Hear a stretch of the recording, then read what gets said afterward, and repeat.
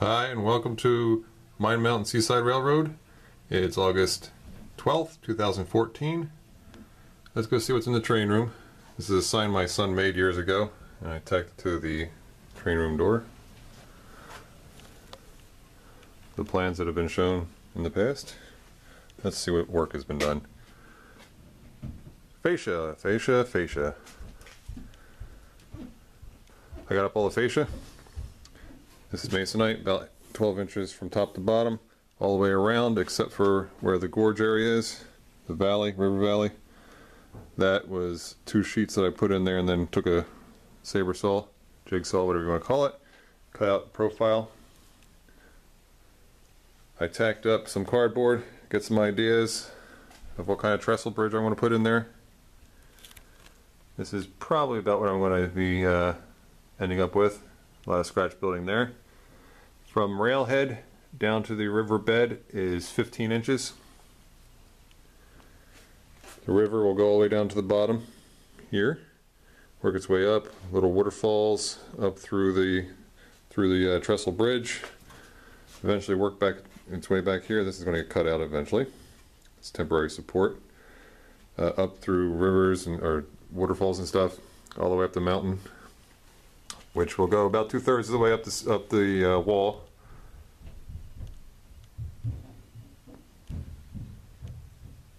Speaking of the ceiling here, there we go, focus in. I have all the wood screen molding, which is the old-fashioned screens, screen doors that holds the screening material in itself. I held it up with some wide head screws, drill a hole through the metal, zip those in, and they are attached right to the ceiling grids. Got those going all the way around. Basically in most areas I have 3 strips. I have a ratio of 2 warm white LEDs, ribbon strips, to 1 cool white. Where it gets a little wider here, I have 4 over the wide bump out where the mill is going to be.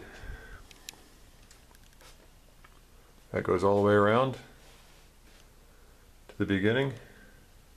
That'll light up the upper deck and over Gasko yard, my main transfer yard here. Light it all up. All these angle brackets up top are for the valence. They're about a 4-inch angle bracket. I have those secure with the twist grip ceiling grid clips. They have a 1/4-inch thread here, and this big kind of wing nut thing that holds it in place. You can see it's meant for like light fixtures or boxes, whatever you want to hang off the ceiling grid. But I'm using it for attaching the angle brackets, and eventually probably use either roll styrene or like a roll vinyl, 10 to 12 inches wide, to cover up all the lights up on the ceiling, or for the most part. You know, like this Masonite here, this is 12 inches wide. It'll go up sort of like that and hide most of the lights, as you can see. Without it, you can see everything, and with it, it'll hide, and you'll just see the sky and the trains below lit up, hopefully. This all turns out the way we planned.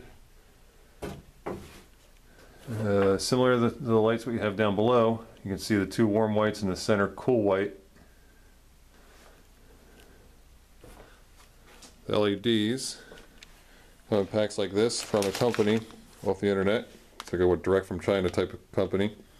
XUGE-LED, I'm not sure how you would pronounce it. XUGELED.com. I have 5 of the warm whites and 3 of the cool whites here. They come in a roll, almost like the old film here. They come with the leads. You can hook up the electrical, 12 volt. Nice 3M adhesive on the back. Pretty sticky. AJ Murphy, I think he was mentioning that this might give way a little bit over time. I've had the original ones over here up for about 9 months, 10 months now, I guess. And they don't show any sign of drooping.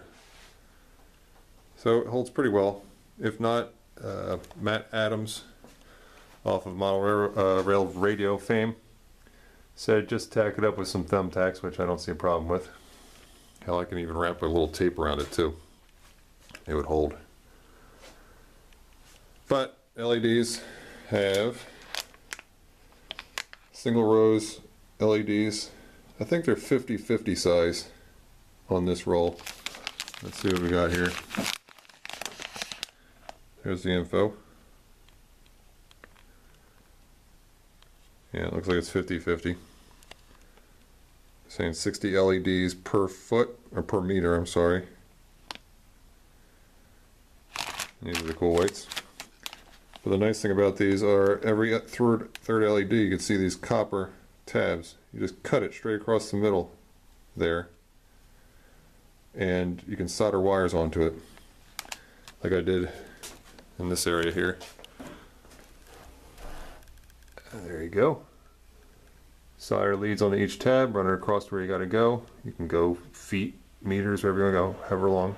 Make the bends, solder it on, and electricity just keeps running through.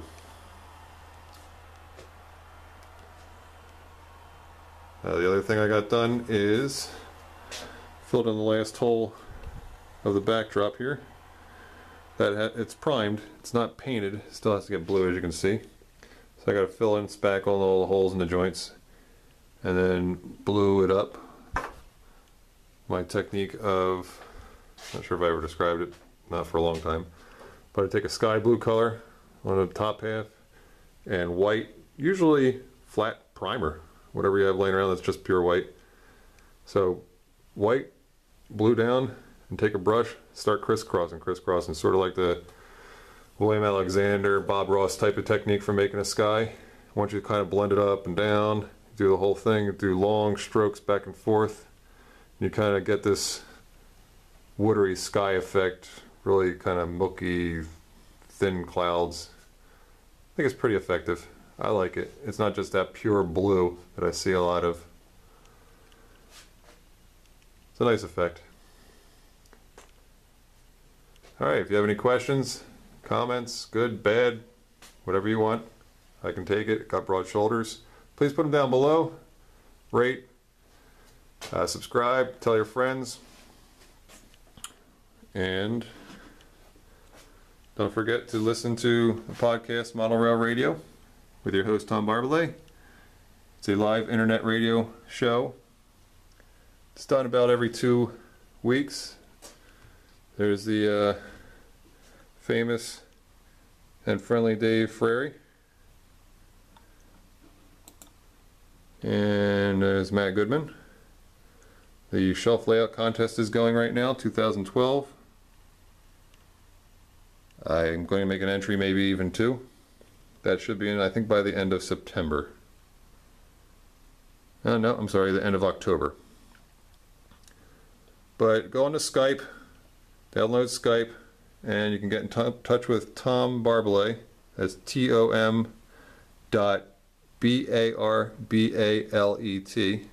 Go to this website, and I'll tell you the times of the shows.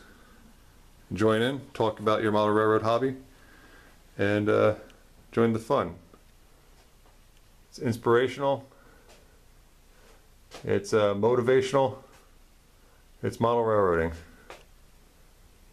Keep people motivated, keep people inspired, and keep the hobby going. Okay, thanks for watching. See you next time.